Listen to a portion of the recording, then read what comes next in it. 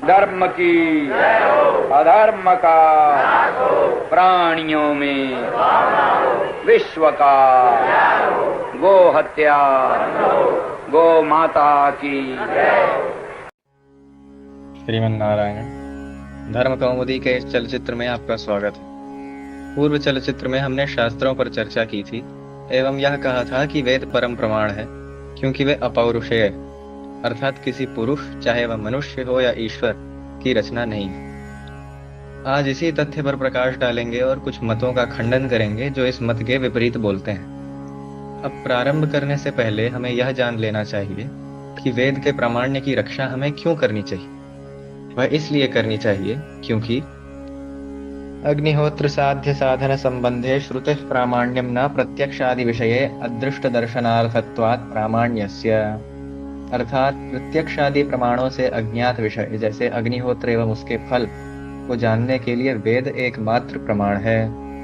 पूर्व चलचित्र में हमने देखा था कि वेद के द्वारा प्रतिपाद्य प्रमुख विषय धर्म, अधर्म एवं ब्रह्म ये ऐसे विषय हैं जिनका ज्ञान वेद के अतिरिक्त किसी और स्रोत से नहीं हो सकता क्योंकि यह प्रत्यक्ष और अनुमान दोनों के परे।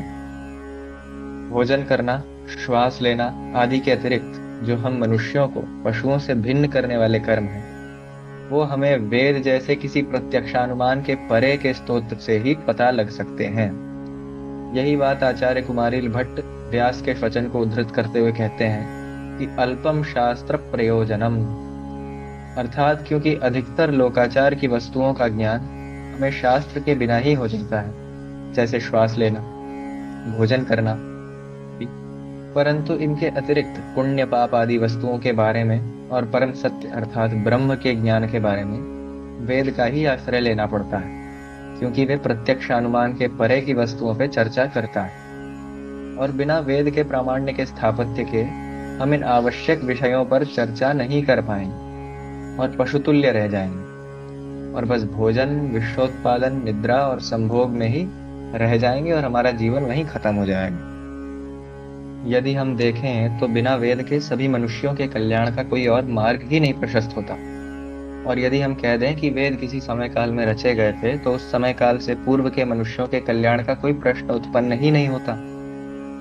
यहाँ पर जो विभिन्न म्लेच्छ मत जैसे इस्लाम आदि विश्व में प्रसिद्ध हैं वे अटक जाते हैं क्योंकि उनके यहाँ कहते हैं कि पैगंबर महोदय को विक्रम संवत 660 के आसपास कुरान की प्राप्ति हुई और कुरान में जो भी कार्य दिए हैं वह मनुष्य कल्याण हेतु ही है। परंतु यहाँ हमें स्पष्ट दिख रहा है कि एक स्थित समय काल में पैगंबर साहब को कुरान प्राप्त हुई और उससे पहले उसका कोई अस्तित्व ही नहीं था। तो इससे सिद्ध हुआ है कि विक्रम संवत 660 से पूर्व मनुष्यों के कल्याण का कोई साधन ही नहीं था और वे पशु तुल्य ही थे। कुरान मतावलंबी एक यह भी तर्क देते हैं कि पैगंबर साहब से पूर्व भी यसू, अदम, इब्राहिम आदि हुए हैं जिन्होंने अल्लाह की बात मनुष्यों के समक्ष रखी, परंतु पैगंबर मोहम्मद साहब को जो बात बताई है वह पूर्व पैगंबरों की बात से भिन्न होते हुए उनकी बात को काट यहाँ सत्य की स्थापना करती है और यही अंतिम सत्य है। परंतु यहाँ यदि देखा जाए तो अल्लाह ने पूर्व पैगंबरों को पूर्ण सत्य क्यों नहीं दिया। यदि यह कहा जाए कि उस समय के लिए वही कार्य व्यवस्था थी तो यह भी कहना भ्रम ही होगा कि कुरान अंतिम व्यवस्था है और इसके पश्चात अल्लाह की वाणी है ही नहीं कुछ। क्योंकि जैसे समय के साथ तोरा, बाइबल आदि पुराने हुए वैसे ही कुरान भी पुरानी हो सकती है और जो समय के साथ बदलता है एकमत्य में स्थित नहीं रह सकता वह शास्त्र कैसा। फिर तो वह एक बहुमत प्राप्त प्रपत्र से अन्य और कुछ नहीं। चलिए अब इन सब से आगे बढ़ते हुए हम प्रारंभ करेंगे वेद के नित्यत्व और अपौरुषेयत्व के स्थापत्य की। प्रथम है नित्यत्व। अब इससे पहले कि हम वेद के नित्यत्व का स्थापत्य करें हमें शब्द के नित्यत्व का स्थापत्य करना होगा।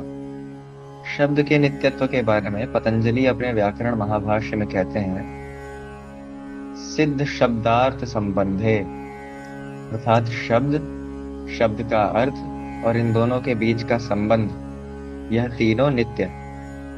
यही बात जैमिनी मुनि अपने मीमांसा सूत्र में कहते हैं कि औत्पत्तिकास्तु शब्दस्यार्थेन संबंधस्तस्य, अर्थात शब्द और उसके अर्थ में एक नित्य संबंध। यह प्रारंभिक प्रस्तावना है। शब्द के नित्यत्व के सिद्धांत का खंडन करने के लक्ष्य से नैयायिक और नास्तिकों के द्वारा दिए गए तर्कों को आगे के सूत्रों में पूर्व पक्ष के रूप में प्रस्तुत किया गया। पूर्व पक्ष के 6 तर्क जो है: 1. शब्द नित्य नहीं है क्योंकि उसका उत्पादन होते हुए हम प्रत्यक्ष देखते हैं, क्योंकि कोई व्यक्ति अपनी जिह्वा, कंठ, तालु आदि से शब्द को अस्तित्व में लाता है।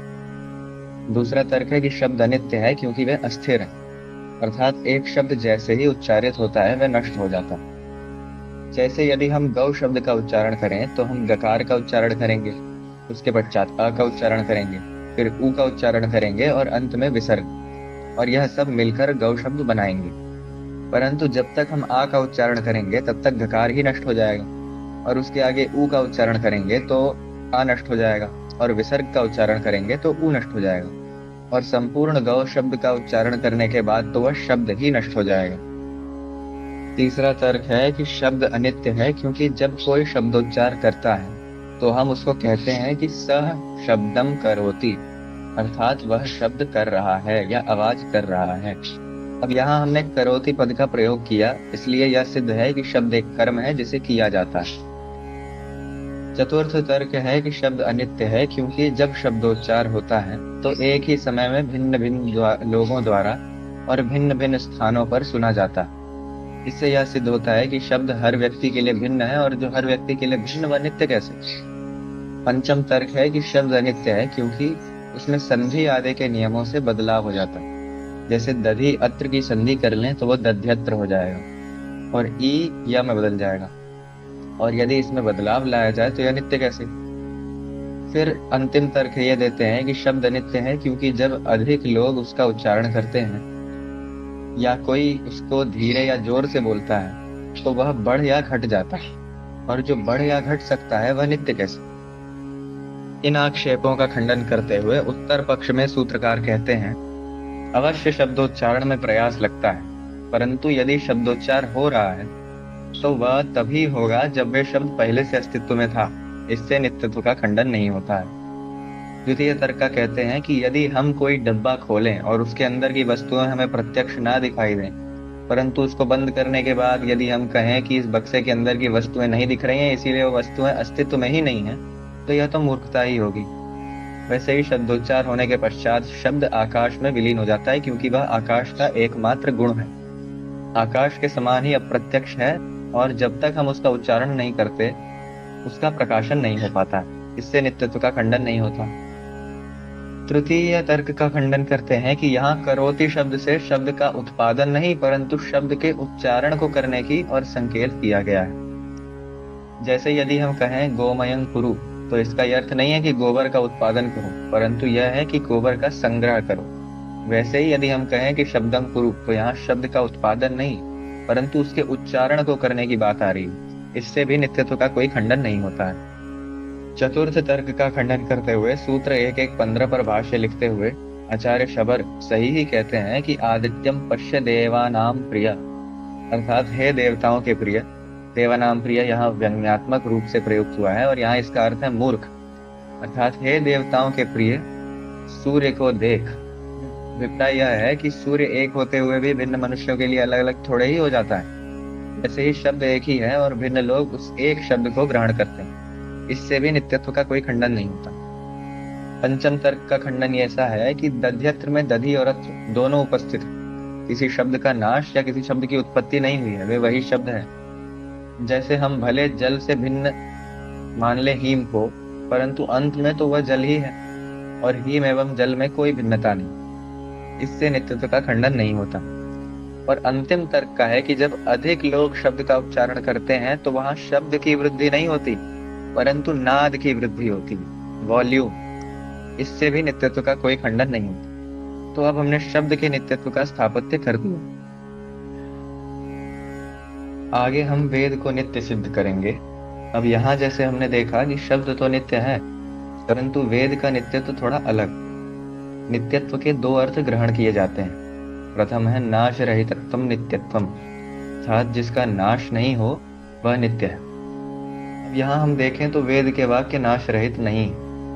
अभी हमने शब्द के नित्यत्व का स्थापत्य किया है, जो लौकिक तथा वैदिक दोनों प्रकार के शब्दों के नित्यत्व का स्थापत्य करता है, परंतु वाक्य जो उन शब्दों से बनते हैं वो तो नाश रहित नहीं है, क्योंकि शब्दों को जिस क्रम में उच्चारित किया जाता है जिससे वह अर्थ प्रकाशन कर वाक्य उत्पत्ति करते हैं, और यह जो शब्दों का क्रम है वह नित्य नहीं है।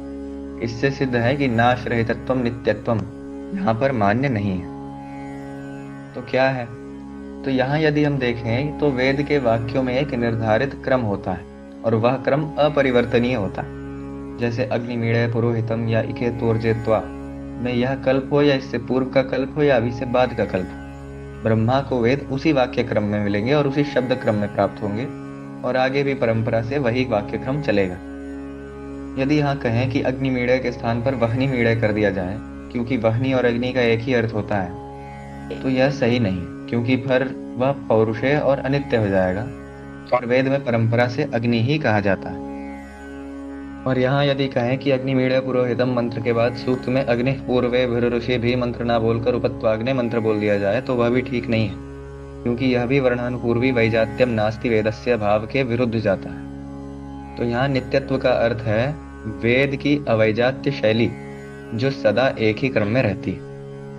यहाँ हम देखते हैं तो इस नित्यत्व और अपरिवर्तनीयता के कारण वेद का प्रामाण्य स्वीकार करने योग्य है, क्योंकि इस कठोर परंपरा प्राप्त रीति से उसमें मिलावट करना असंभव ही है। वेदस्याध्ययनम सर्वम गुर्वाध्ययन पूर्वकम वेदाध्ययन सामान्यादधुनाध्ययनम यथा आदि से भी यही सिद्ध होता है। कल्प के प्रारंभ में भी जब ब्रह्मा को वेद प्राप्त होते हैं तो वह भी उन्हें स्वयं नहीं परंतु अपने पूर्व कल्प की स्मृति से याद करते हैं, जो सिद्ध होता है युगान्ते अंतर्हितान वेदान से इतिहासान महर्षियः ले विरे तपसा पूर्वम अनुज्ञाता स्वयं हुआ आदि वाक्यों से। अब हर व्यक्ति यदि अपने गुरु से अविच्छिन्न परंपरा के माध्यम से ही वेद प्राप्त करता है, अब कोई बिना गुरु के वेद पढ़ ही नहीं सकता है, तो इससे भी सिद्ध है कि वेद अपौरुषेय है, क्योंकि वेद कर्ता बिना गुरु के यह वेद कैसे प्राप्त करेगा। और वेद में जो वाक्य गुरु की आवश्यकता पर निर्देश करते हैं, जैसे आचार्य देवो भव आदि, वह तो वेद कर्ता के मत के ही विरुद्ध हो जाएंगे। नैयायिक पूर्व पक्ष प्रस्तुत करते हैं कि यदि यह अध्ययन परंपरा को प्रमाण माना जाए तो महाभारत भी अपौरुषेय माननी पड़ेगी, क्योंकि उसका भी अध्ययन गुरु से शिष्य तक वैसे ही होता है जैसे पूर्व पीढ़ी में हुआ। इसको लेकर वह भट्टपाद के श्लोक का एक व्यंग्य भी बनाते हैं, जिसे कहता है कि भारताध्ययनम सर्वम गुर्वाध्ययन पूर्वकम भारताध्ययनत्वेन संप्रताध्ययनम यथा। परंतु इसके उत्तर में हमें स्पष्ट वाक्य मिलते हैं जो महाभारत को व्यास विरचित बताते हैं, जैसे को ह्यन्य पुंडरीकाक्षन महाभारत कृत भवेत, अर्थात पुंडरीकाक्ष विष्णु अवतार वेदव्यास के अतिरिक्त कौन ही महाभारत की रचना कर सकता।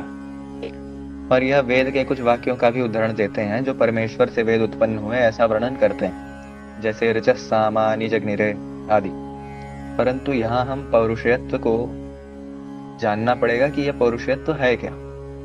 यदि हम यह मान लें कि केवल मुख से शब्दोत्पत्ति होना ही पौरुषेयत्व है तो यहाँ पे कोई दुविधा नहीं, क्योंकि जैसे हम प्रतिदिन वेद पाठ करते हैं वैसे ईश्वर ने वेद का उच्चारण किया। और निश्वासितमेतद आदि के अनुसार यदि यह कहें कि वेद परमेश्वर की श्वास से आया, अब श्वास तो जान के लिए नहीं जाती, इसलिए वेद के रचनाकार भी ईश्वर नहीं है, भले वे कल्पारंभ में उनकी श्वास से ही उत्पन्न हुए होंगे और उससे पहले से रहे होंगे, तभी तो श्वास से निकले।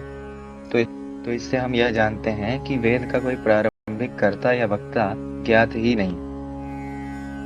वेद का कोई प्रारंभिक वक्ता या कर्ता ज्ञात नहीं है, इससे हम अपौरुषेयत्व को स्वीकार करते हैं और यह कह देते हैं कि इसका कोई कर्ता ही नहीं। परंतु इस पर एक आक्षेप डाला जाता है जो मीमांसा शाबर भाष्य में पूर्व पक्ष के रूप में प्रस्तुत है।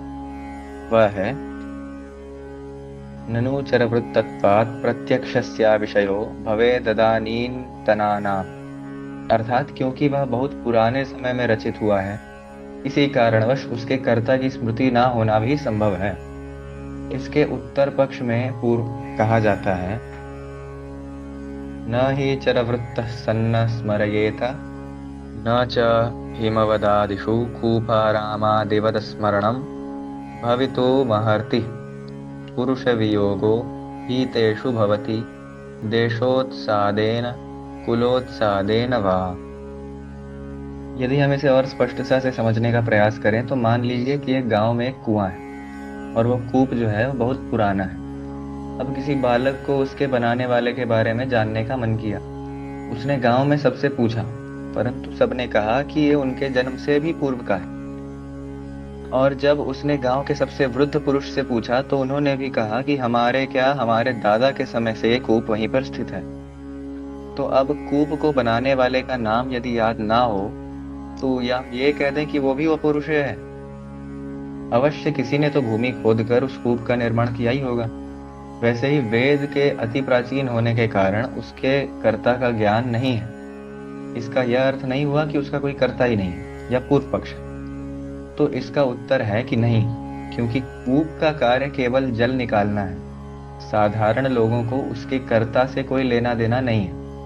उन्हें बस वहां से जल प्राप्त कर अपने निजी कार्यों में प्रयोग करना। और जल प्राप्त करने के लिए हमें कूप के निर्माता का ज्ञान होना आवश्यक नहीं है। परंतु वेद के साथ ऐसा नहीं है। कूप के विपरीत वेद का कर्ता यदि है तो उसका ज्ञान होना आवश्यक है। यदि हम उदाहरण लें किसी चिकित्सा की पुस्तक का या व्याकरण की पुस्तक का, जैसे चरक संहिता या व्याकरण महाभाष्य, तो हम इनकी प्रामाणिकता स्वीकार करते हैं क्योंकि इनकी रचना करने वाले लोग अर्थात आचार्य चरक और महर्षि पतंजलि इस क्षेत्र के विशेषज्ञ थे। इसी कारण हम उन्हें प्रामाण्य मानते हैं। परंतु वेद में जो विषय है वह किसी भी विशेषज्ञ द्वारा ज्ञात नहीं हो सकता, क्योंकि वह प्रत्यक्ष अनुमान से ही परे है। मानिए कोई आपसे कहे कि सूर्योदय से पूर्व जागरण करके लोटे में जल लेकर पहले नाक पर उंगली एक विशेष ढंग से रख सांस अंदर बाहर लो, फिर उसके पश्चात जल को लेकर अमुक मुद्रा कर उसे अपनी बाईं ओर फेंकें, फिर वह लोटा अमुक वाक्य बोलते हुए खाली करें, फिर हाथ छुपाकर अमुक वाक्य बोले जब तक सूर्योदय न हो जाए, जिससे आपको मृत्यु के पश्चात अमुक लोक की प्राप्ति होगी। तो आप उससे पूछेंगे ही कि इसका प्रामाण्य क्या है या किसने करने को कहा। परंतु कूप में आप नहीं पूछेंगे कि ये किसने बनाया पानी लेने के लिए। वेद में अविच्छिन्न परंपरा से सहस्त्रों मंत्र केवल लिपिबद्ध नहीं, परंतु अपने पूर्ण उच्चारण, स्वरों एवं हस्त मुद्राओं के सहित आज तक हम तक पहुंचे। एक एक छोटी से छोटी वस्तुओं का ध्यान रखा गया। अब यदि यह सब बचाया जा सकता है तो उसके लेखक जो किम प्रमाणम के प्रश्न के लिए अत्यावश्यक है, उसका नाम क्यों नहीं बचाया जा सका। इससे हम यह कहते हैं कि वेद का कोई कर्ता ही नहीं। और यदि किसी मनुष्य ने उसकी रचना नहीं की है तो वह मनुष्यों के द्वारा किए जाने वाले दोषों से रहित स्वतः प्रामाण्य एवं सर्व कल्याणकारी सिद्ध होगा। अब एक तर्क और दिया जाता है जो प्रमुखतः चार्वाकों के ततश्च जीवनोपायो ब्राह्मणैर्विहितस्विह और त्रयो वेदस्य कर्तारो भंडधूर्त निशाचरा आदि वाक्यों से प्रकाशित होता है। यहाँ यह तर्क दिया जाता है कि लोगों को ठग कर जीवन यापन करने हेतु कुछ धूर्तों ने वेद की रचना की। यही मत आजकल के पाश्चात्य और लेफ्टिस्ट तथा कथित विद्वान भी रखते हैं। अब यहाँ हमें पहले यह जानना पड़ेगा कि कोई व्यक्ति किसी और व्यक्ति के साथ विश्वासघात या धूर्तता क्यों करता है। वह इसलिए कि उसे जग में ख्याति मिले, लोग उसकी प्रशंसा करें और उसको सांसारिक समृद्धि हो, जैसे धन वृद्धि आदि। अब यहाँ यदि हम देखें तो कोई वैदिक कर्मकांड हम क्यों करते हैं, क्योंकि वह प्रचलन में है और सभी लोग करते हैं। परंतु पूर्व काल में जब तथाकथित धूर्त लोगों ने वेद की रचना कर यह यज्ञ बनाए और लोगों को करने को कहे और उसे प्रथम बार किया, तो लोगों की उसके प्रति क्या प्रतिक्रिया रही होगी। जैसे आज हम बड़े बड़े वैदिकों को देखते हैं महान सोमयाग करते हुए, बड़े बड़े गृह प्रवेश पूजन करते हुए, परंतु जब यह प्रथम बार हुए होंगे तो वैदिक कर्मों के कठोर और विचित्र नियमों को सुन और कर्मों को देख लोग क्या समझेंगे। यह मान लीजिए कि कोई व्यक्ति अचानक से किसी दिन आपके सामने खड़ा होकर कहे कि अग्नि में अमुक अमुक वाक्य कहकर अमुक अमुक अमूल्य वस्तु जला देने से तुम्हें मृत्यु के पश्चात अमुक अमुक सुख मिलेगा, वो भी बिना किसी प्रमाण के। तो आप क्या ही समझेंगे उसको, मूर्ख ही समझेंगे ना। तो वेद के इन कर्मों का प्रथम बार करके इन तथाकथित वेद कर्ताओं को न ख्याति मिलेगी, न सम्मान मिलेगा और न ही आर्थिक लाभ मिलेगा। और आगे यह भी देखें कि जो व्यक्ति किसी और को कुछ गलत करने को कह रहा है स्वयं के लाभ के लिए, वो स्वयं वो कर्म नहीं करेगा, परंतु हमें अपने ऋषियों का जो चरित्र ज्ञात है इससे सिद्ध है कि वे भी यह कर्म करते थे जो हमें करने को कहते हैं। और एक बात यह भी आती है कि यदि कोई वेद की रचना अपने लाभ के लिए करेगा तो वह वेद में इतने कठोर और कड़े नियम अपने लिए ही क्यों बनाएगा, और वैदिक यागों में इतने जो जटिलता वाले कर्म हैं वो क्यों डालेगा? क्योंकि यज्ञ के नियम अति क्लिष्ट और वर्षों के अध्ययन और अभ्यास के बाद ही पालन करने के लिए संभव होते हैं। यदि हमारे तथाकथित वेदकर्ताओं को अपने लाभ की पड़ी होती तो वे इन्हें जितना सरल बना सकते थे बनाते, और उससे उन्हें सरलता होती अपने काम की वस्तु प्राप्त करने के लिए। एक और आक्षेप यह लगाया जाता है कि वेद की शाखाओं के नाम काठक, पिप्पलाद आदि हैं, जो व्यक्तियों के नाम हैं। इससे सिद्ध है कि यह व्यक्ति उस शाखा के लेखक थे। यही पूर्व पक्ष मीमांसा सूत्र 1.1.27 में उठाया जाता है, वेदांश्चैके सन्निकर्षम पुरुषाख्या। और इसका उत्तर देते हुए सूत्रकार कहते हैं आख्या प्रवचनात्, अर्थात वेद की उस शाखा विशेष पर महारथी हो जाने पर और उसका अत्यधिक प्रचार करने पर उस शाखा के साथ व्यक्ति का नाम जुड़ जाता है। यज्ञेन वाचा आदि ऋग्वेद संहिता के मंत्र से यह भी सिद्ध होता है कि ऋषि मंत्र के लेखक नहीं परंतु मंत्रों को दृश्य करने वाले, अर्थात हर कल्प में ब्रह्मा जी के अनुग्रह से प्राप्त करने वाले। यास्क विरचित निरुक्त में भी ऋषि का तृष धातु से संबंध बताया गया, जिसका अर्थ देखना। इसका यही अर्थ हुआ कि ऋषियों ने मंत्रों को देखा था और वे मंत्र दृष्टा थे, मंत्र करता नहीं। अब कई लोगों के मन में एक प्रश्न उठता है कि यदि वेद अपौरुषेय है तो उसमें लोगों के नाम, ऐतिहासिक कथाएं आदि कैसे आती? तो इसका उत्तर परम पूज्य भगवत्पाद श्री आदि शंकराचार्य भगवान ने अपने ब्रह्मसूत्र भाष्य में 1.3.28 पर भाष्य करते हुए दिया है। यहाँ प्रसंग चल रहा था कि देवता हविष्य ग्रहण कैसे करते हैं, तो निष्कर्ष आया कि देवता शरीरधारी होते हैं और योग्य बल आदि से भविष्य को प्राप्त कर लेते हैं। परंतु यहाँ प्रश्न उठता है कि तथापि विग्रह योगादस्मदादि विज्जन नमरणवती तेति नित्यस्य शब्दस्य नित्येन अर्थेन नित्ये संबंधे प्रतीयमाने यद्वैदिके शब्दे प्रामाण्यम स्थितम तस्य विरोधः स्यादिति चेत्। अर्थात यदि देवता शरीरधारी हैं तो वो भी जन्म मरण के चक्र में ही होंगे। इसलिए नित्य शब्द का नित्य अर्थ के साथ नित्य संबंध प्रतीयमान होने से वैदिक शब्द में प्रमाणांतर अनपेक्ष स्वरूप प्रामाण्य स्थापना की थी, उसका विरोध हो जाए। अर्थात यदि देवता भी मर सकते हैं तो जो नित्य शब्द और उसके नित्य अर्थ का संबंध है वो भी इसका खंडन कर देगा, क्योंकि इंद्र आदि देवता शरीरधारी होते हैं तो वह नित्य नहीं हुए और उनका वेद में वर्णन आता है। इससे सिद्ध है कि वेद उन देवताओं के जन्म के पश्चात की रचना है। इसके उत्तर में भगवान भाष्यकार कहते हैं नायेमप्यस्तु विरोधः। क्यों विरोध नहीं है? क्योंकि मीमांसा की दृष्टि में देवता आदि कोई व्यक्ति विशेष नहीं है। जैसे हमने पूर्व में ऋषियों के बारे में देखा था, कोई व्यक्ति अपने पूर्व किए तप से अमुक ऋषि का जन्म प्राप्त कर अमुक ऋषि के द्वारा दृष्ट निर्धारित मंत्र का दृष्टा हो जाता है। वैसे ही यहाँ इंद्र, वरुण, अग्नि कई व्यक्ति विशेष नहीं है कोई, परंतु एक जाति विशेष है, या और स्पष्ट कहें तो आकृति विशेष। न्याय सूत्र में गौतम मुनि कहते हैं कि समान प्रसवात्मिका जाति, अर्थात जो समान बुद्धि को उत्पन्न करता है वह जाति है।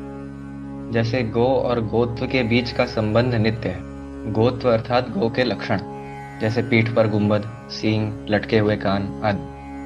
अब हर गो के जन्म लेने पर यह आकृति विशेष या लक्षण तो जन्म नहीं लेते, वो तो सदा से ही थे ना।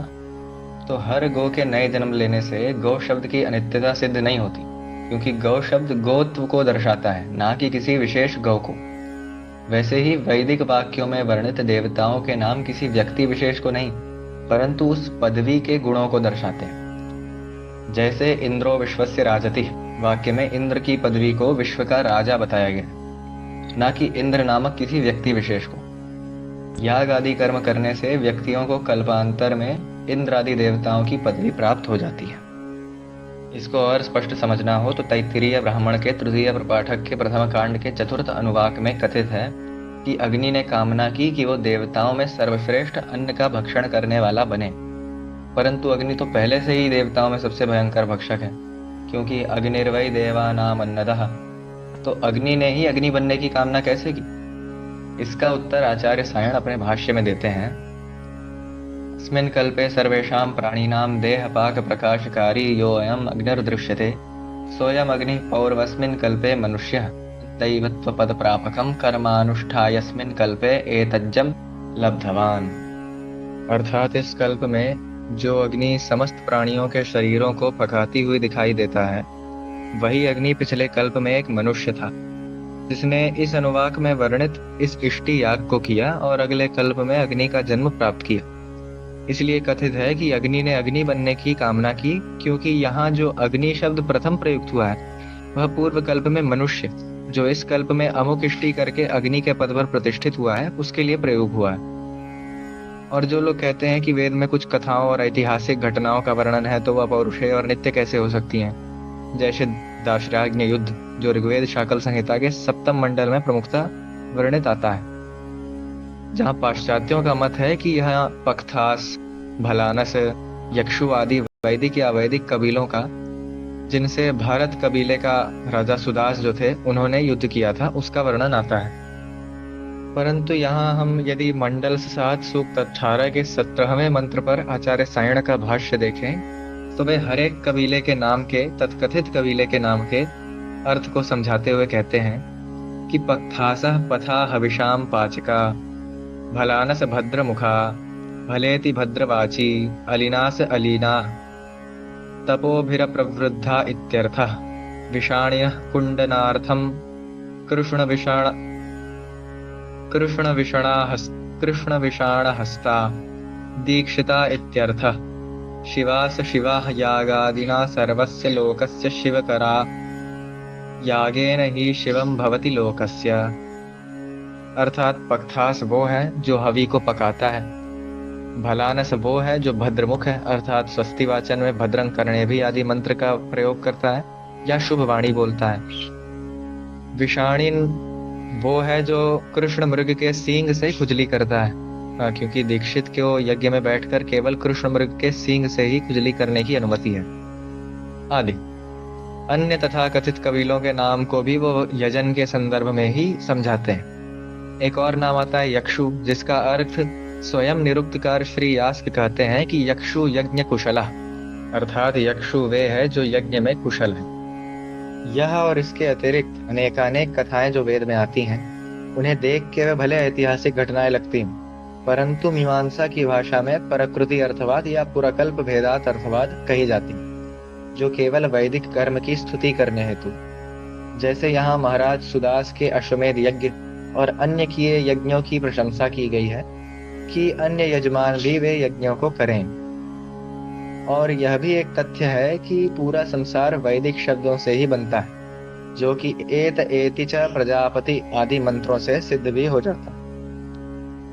सर्वेषां तु स नामानि कर्माणि च पृथक् पृथक् वेद शब्देभ्य एवादौ पृथक् संस्थाश्च निर्ममे। और ऋषीणां नामधेयानि याश्च वेदेषु सृष्टयः नाना रूपं च भूतानां कर्मणां च प्रवर्तनम् वेद शब्देभ्य एवादौ निर्मिमीत स ईश्वरः भी यही सिद्ध करते हैं। मनु के पूर्वोद्धृत वचन पर भाष्यकार श्री सर्वज्ञ नारायण कहते हैं कि सर्वेषामिति नामानि ब्राह्मण इत्यादीनि कर्माणि याजनादीनि वेद शब्देभ्योऽधिगम्य नियम में व्यवस्थापितवान। और भाष्यकार श्री कुल्लुक भट्ट कहते हैं कि पृथक पृथक यस्य पूर्वकल्पे यान्यभूवन् आदौ सृष्ट्यादौ वेद शब्देभ्य एवावगम्य निर्मितवान। अर्थात ब्राह्मण आदि नाम, यज्ञ आदि कर्म, इन सब के निर्णय का स्वयंभू ब्रह्मा ने पूर्व कल्प में जो वेद उनकी स्मृति में आया उनके ही शब्दों से किया गया है, क्योंकि जैसे जैसे उन्हें भू आदि वैदिक शब्द याद आते रहे, वैसे ही पृथ्वी आदि वस्तुएं जो उन शब्दों के द्वारा दर्शाई जाती हैं बनती गईं। महाभारत के पूर्वोक्त वचन पर भाष्य करते हुए भाष्यकार श्री नीलकंठ भी यही कहते हैं कि न तु तत्तदर्थ स्मारकत्व रूप दृग्वृद्वारेति सर्वथापि वेद शब्दादेव सृष्टि रित्यर्थः। अर्थात वैदिक शब्दों से रचना हुई कहना यह अर्थ नहीं है कि वैदिक शब्दों से ही रचना हुई, परंतु ब्रह्मा जी को जब वेद की स्मृति हुई तो उन्हें वे शब्द और उन शब्दों के अर्थ एवं इन दोनों का संबंध भी याद आया, और उसके ही आधार पर उन्होंने सृष्टि की रचना की। इसलिए यह कहा जाता है कि वैदिक शब्द से सृष्टि की रचना की गई। अतएव च नित्यत्वम्, अर्थात पूर्व प्रदान किए हुए तर्कों के बल पर वेदों का नित्यत्व एवं अपौरुषेयत्व स्थापित होता है। नारायण। राम जय राम, जय जय राम, धर्म की अधर्म का प्राणियों में विश्व का